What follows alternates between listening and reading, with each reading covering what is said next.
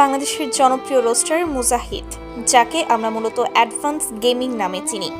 আজ 23 এপ্রিল ফজরের নামাজের সময় মালয়েশিয়ায় তিনি অ্যাক্সিডেন্ট করেন।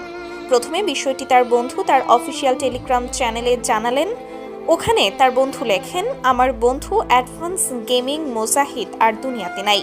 ইন্না লিল্লাহি ওয়া ইন্না ইলাইহি রাজিউন। আর বেশি কিছু বলতে পারছি না।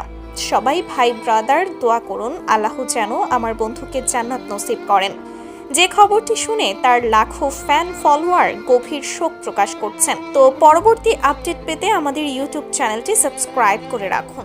তার উদ্দেশ্যে একটাই কথা বলবো, আপনারা যারা আমার বন্ধুরে এতদিন যাবৎ দেখে না দেখে সাপোর্ট করছেন, হেল্প করছেন, পাশাপাশি তার সব কার্যকলাপে আপনারা খুশি মনে মেনে নিছেন।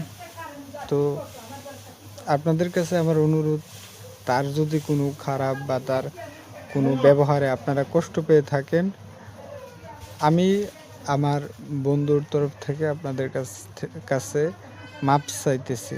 ওকে, আসলে আমি এখনো বিশ্বাস করতে পারতেছিলাম না যে সে মারা গেছে। যে এখন আমার হাতে ভিডিও আসছে, আমি ওখানে মানুষ পাঠাইছিলাম, তো এখন তার লাশ আনবো, তারপর দাফন কাফন করব।